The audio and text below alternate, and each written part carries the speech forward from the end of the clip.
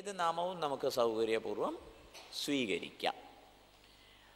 ഓഹോ, ജനിച്ചത് മുതൽ തുടങ്ങണമായിരുന്നു അല്ലേ, അതൊന്നും സാധിച്ചില്ല, എന്തായാലും അടുത്ത ജന്മത്തിൽ എന്ന് മാറ്റി വയ്ക്കേണ്ട, ഇന്ന് തൊട്ട് തുടങ്ങിക്കോളൂ.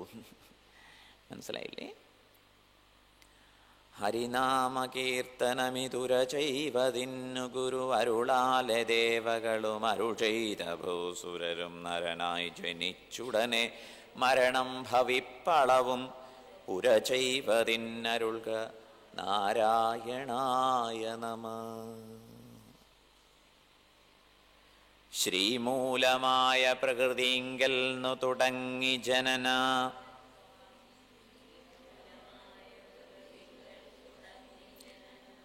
അന്ത്യത്തോളം പരമഹാമായ തൻ്റെ ഗതി. ജന്മങ്ങളും പല കഴിഞ്ഞാലുമില്ലവധി കർമ്മത്തിനും പരമനാരായണായ നമ. ശ്രീമൂലമായ പ്രകൃതിങ്കൽ നിന്ന് തുടങ്ങി ജനനാന്ത്യത്തോളം, ജനന അന്ത്യത്തോളം പരമഹാമായ തൻ്റെ ഗതി. എവിടെ നിന്നാണ് ഒക്കെ ആരംഭിച്ചത്? ശ്രീമൂലമായ പ്രകൃതി. മൂലമായ പ്രകൃതി എന്ന് പറഞ്ഞാൽ മൂലപ്രകൃതി. മൂലപ്രകൃതിയിൽ നിന്ന് ആരംഭിച്ച് ജനനാന്ത്യത്തോളം പരമഹാമായ തൻ്റെ ഗതി. ഈ പരമഹാമായ ഉണ്ടല്ലോ, ശ്രീമൂലത്തിൽ നിന്നാണ് ആരംഭിക്കുന്നത്, മൂലസ്ഥാനത്ത് നിന്ന് തന്നെയാണ് തുടക്കം എന്ന് പറയുക.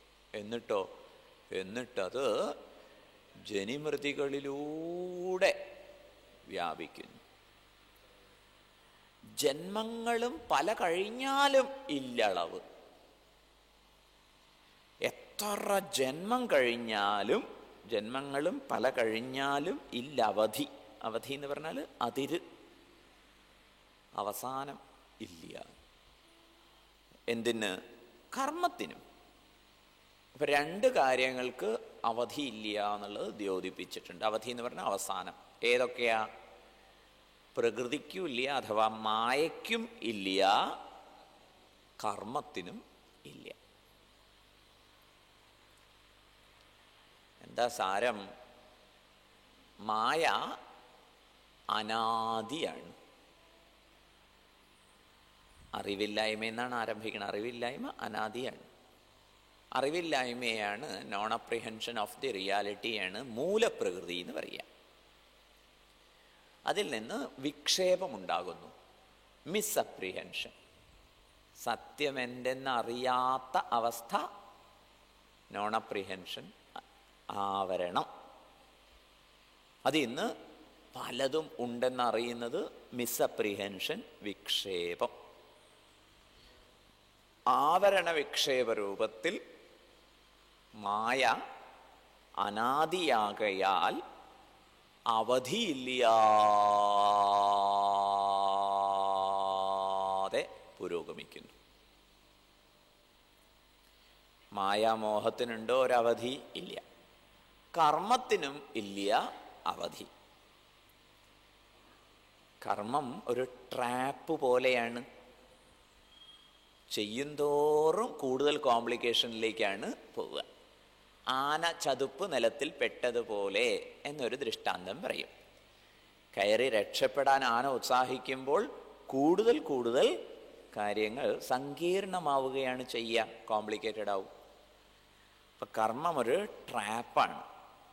അതിൻ്റെ ഗൗരവം നന്നായിട്ട് ഓർമ്മിക്കണം എന്ന് ഈ ശ്ലോകം നമ്മെ ഉദ്ബോധിപ്പിക്കുന്നു. ശ്രീമൂലമായ പ്രകൃതിങ്കൽ നിന്ന് തുടങ്ങി ജനനാന്ത്യത്തോളം പരമഹാമായ തൻ്റെ ഗതി. ജന്മങ്ങളും പല കഴിഞ്ഞാലുമില്ലവധി. അപ്പം കഴിഞ്ഞ ജന്മത്തിൽ കുറേ കർമ്മങ്ങളൊക്കെ ചെയ്തു, അതിൻ്റെ ബാക്കിയൊക്കെ ഈ ജന്മത്തിൽ ചെയ്തു. തീർന്നോ? തീരില്ല. സഞ്ചിതം എന്നൊരു പ്രയോഗമുണ്ട് കർമ്മസംബന്ധിയായി. സഞ്ചിത കർമ്മം അത് കോടി ജന്മാന്തരങ്ങൾക്കുള്ള വിത്താണ്. അതിൽ നിന്ന് കുറച്ചാണ് പ്രാരബ്ധമായിട്ട് ഇവിടെ നമ്മൾ അനുഭവിക്കുന്നത്. സഞ്ചിതത്തിൽ നിന്ന് ഒരു പിടി കർമ്മമെടുത്ത് പ്രാരബ്ധമാക്കി നമ്മൾ ഈ ലോക ജീവിതം നയിക്കുമ്പോൾ അതിൻ്റെ ഫലം ആഗാമിയായിട്ട് വരും. അത് വീണ്ടും സഞ്ചിതത്തിൽ ചേർക്കപ്പെടുകയും ചെയ്യും. ഇങ്ങനെ വളരെ കോംപ്ലിക്കേറ്റഡ് ആണ് ആലോചിച്ചാൽ. ആ ഒരു ഭീകരാവസ്ഥയെ സൂചിപ്പിച്ചു തരും. ഈ ഭീകരാവസ്ഥ നമുക്ക് സ്വന്തം ജീവിതത്തിൽ മനസ്സിലാവണമെങ്കിൽ നമ്മൾ തുടങ്ങി വെച്ച ഓരോ കാര്യങ്ങളും നമ്മളെ ഇപ്പോൾ എവിടെ എത്തിച്ചിരിക്കുന്നു എന്നൊക്കെ ആലോചിച്ചാൽ മതി.